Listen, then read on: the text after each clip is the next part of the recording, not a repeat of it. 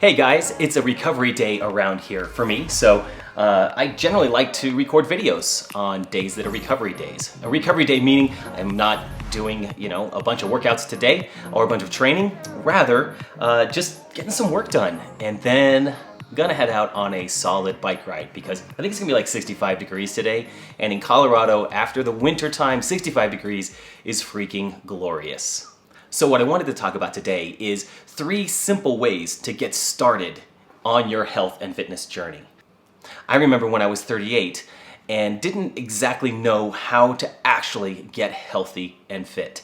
I had been running for years on and off. I would get on a healthy kick, and so I would start running, a mile a day, and then 2 miles, then 3 miles, so on and so forth. And build myself up to a capacity of running like 7-8 miles 3 to 4 times a week. And I felt good when I did that. Like my internal, my conscious, my guilt around not doing anything was appeased. But what I found was that even though I was running and I could run that far, which is an element of fitness, it didn't reflect in how I looked. I was thick. I didn't feel great, I didn't sleep great, but I would go for a run in the afternoon, and of course the run would release endorphins and all those things, and I would feel good. So what I wanted to do today is just share briefly 3 quick getting started tips for those of you that want to get started the right way and actually have it last, have your health and fitness progress and last this time. At 38 years old, I didn't know how connected food and fitness was. I had no idea, which is to me now absolutely crazy and absurd, but it's not just given, it's not just straightforward like that, but fitness and health starts in the kitchen legitimately. So the easiest way to make the biggest impact in your kitchen is just to eat real food. I'm not saying you have to shop at Whole Foods. I love shopping at Whole Foods, but I also like money. So I want to hang on to that. So I do some of my shopping at Whole Foods. I do some of my shopping at a local grocery store, just an FYI. So what I mean by Whole Foods is foods that aren't processed. So I'm talking about food that we would make into something like a meal at home or is in and of itself absolutely complete, like fruits and vegetables. They are great all by themselves. And then when you cook them and mix them together, they're even better. I believe that we should be eating healthy meats like chicken, pork, red meats, and there should be an array of meat that we eat. And we can cook them so simply. My favorite meal is so simple. It's literally like a treat to me, and it's so healthy. I grab 90% lean ground beef, and I make that into an 8-ounce hamburger. I have 1 cup of white rice that is steamed in a pressure cooker or in my Instapot, which is the best pressure cooker you can buy. I've got Brussels sprouts that are literally like burnt on a pan, or green beans, which are even better. And I grab those green beans frozen from Costco so that I can just grab some, thaw them out, cook them on a pan with some garlic and pepper. Freaking amazing. And just a little bit of cheddar cheese drizzled over my rice. And this meal has an appropriate amount of protein, carbs, fats, and vegetables for me, and it's absolutely amazing. So step 1 starts in the kitchen. Clean out everything from your cupboards that is processed. I'm talking about like Cheez-Its, Doritos, Cheetos, granola bars, all of these things that are pre-packaged. We can get rid of that stuff and just stock up with whole fruits, whole vegetables, actual food. And what you'll find is that you'll stop snacking on crap calories, on crap food, and you'll start snacking on something like an apple. And no one got fat snacking on an apple or snacking on bananas, snacking on a handful of almonds. These aren't things that are going to make us fat. In fact, by switching over to eating real food, what I found for all of my clients is they actually, in order to eat enough calories a day, eating whole foods makes them feel fuller. And they'll tell me like, should I be eating all of this food? I feel so full. Yeah, it's awesome. When you're eating real food, you actually feel full, you feel satiated. So, clean out the kitchen of all the shit that shouldn't be in there, and let's replace that with whole foods. Step number 1. Step number 2 is to start small with regards to fitness. Start small and start consistent. It's really like 2 parts here. So, on the consistency side, we want to think about setting up a time to do something active every day. Now, or every day that we want to work out. I advocate for being active at least 6 days a week, if not 7 days a week, but at least 6 days. I work out Monday, Tuesday, Wednesday. On Thursday, which is today, I do something that has to do with recovery. So I'm either gonna stretch or find a hot tub or a sauna, or I'm gonna go on an hour-long bike ride. I'm gonna do something that's active. I work out Friday, I work out Saturday, and I rest on Sunday. And on Sunday, if I can get out for a hike or a bike ride, I'm still going to enjoy that, but I'm just gonna try to keep that intensity pretty low and keep it very enjoyable. But it's consistency. Every day we're doing something. So one key to that is maybe put it on the schedule. So it's at 5 a.m. every day, you're doing that one thing. It might be noon or 2 o'clock. For me, it's in the afternoon. I love working out in the afternoon. It actually motivates me to get up, get my coffee, get going. Speaking of coffee, so good. Get up, get going, get all of my work done, and then go and enjoy a workout or enjoy a recovery bike ride or something like that. So one of the ways we can find success and consistency is by starting with little habits, really small goals. For example, let's say that you want to be a person that gets up at 5:30 in the morning and gets your workout done. And let's say that you've allocated a portion of your basement for that workout or your garage. Let's call it the garage because that's where I work out, in my garage. So this tiny little habit to celebrate would be to get up and be in the garage by 5:30 a.m. dressed in your workout gear. And that's the only thing you need to do on day one, is get up and be in the garage by 5:30 a.m. dressed in your workout gear. You got your shirt on, your sweatshirt maybe your shorts, your workout shoes. Done, okay? Now, ideally you'll do some sort of a workout, okay? But even if you don't, celebrate the fact that at 5:30 in the morning, you are in your garage ready to work out. In fact, at that point, one of the ways to train our brain is to give it a little bit of a feeling of success. Right? So it might be walk in the garage, look at the clock, see 5:30, and smile. Or clap at yourself. I mean, as ridiculous as that sounds, give yourself a high five or an applause. All right? So we're celebrating the fact that you did just that. Now you have permission at this point to go back to bed. If you want to, go back to bed. It's 5:30, it's fine, go back to bed in your workout gear.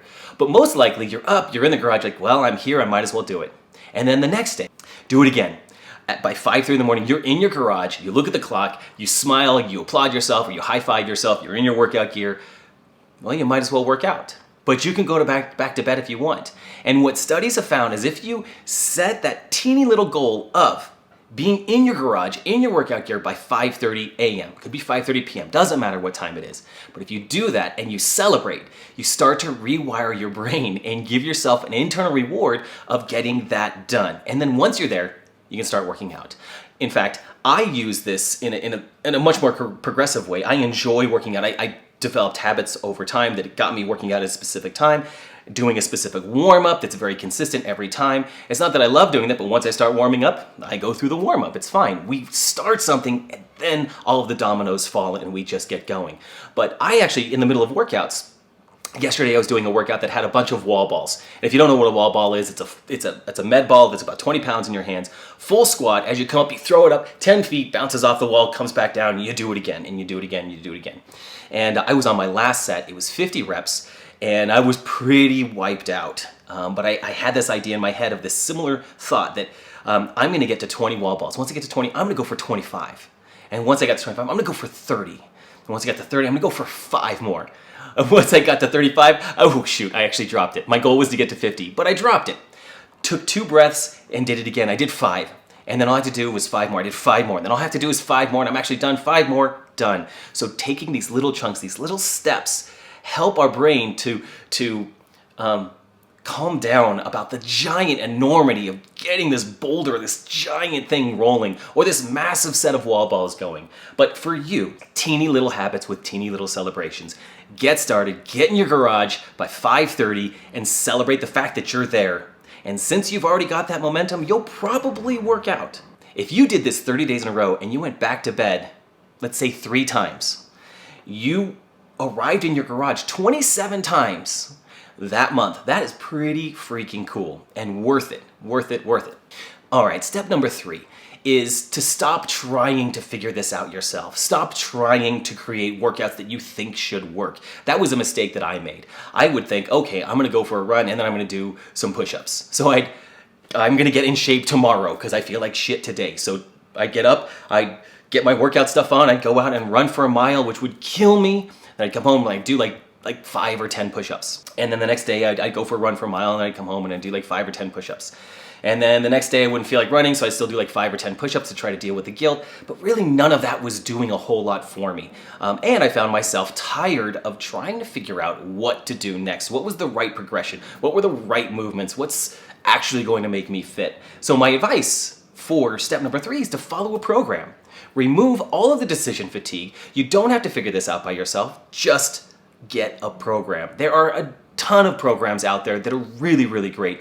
All you gotta do is just like search fitness in your Facebook feed one time, and now your feed is gonna be filled with ads from fitness gurus and all these kinds of so-called experts. And that's fine. You can go with any program. There's lots of really low-cost programs out there. There's lots of very high-cost programs. There's gyms that will soon be open again that you can go and do that at. There's things at home. I am a huge proponent in efficiency. So I think if you can get this done at home and you can get ridiculously fit at home, which I believe you can do with minimal equipment, you might as well do that.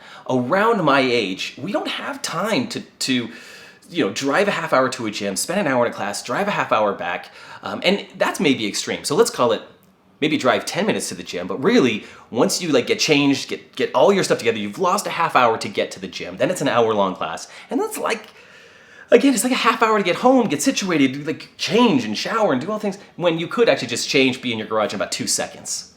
Get your shit done, shower, change, and you are right back to whatever you're doing. Maybe it's early morning, so now you're making breakfast. Whatever that looks like. So follow a program. Find a program that works for you. I'll share with you 2 programs that I think are a great way to start with me if you're interested. One, I have a 6-week bodyweight only program that gets you in and out in 14 minutes. So imagine arriving in your garage, arriving in your basement, your little workout space, 5:30 in the morning, and you will warm up, work out, and be done in 14 minutes for 6 weeks. This will take you from absolutely no health and fitness and give you challenging little workouts every day to establish this habit for 6 weeks. Really cool program. There's a link below that you can get in on it right now if you're interested. If you have some fitness, or it's you've got a couple of dumbbells, maybe you have just minimal equipment, dumbbells or kettlebells, or you have a couple of jugs of water, like gallon jugs of water, you could do my 30-day breakthrough challenge.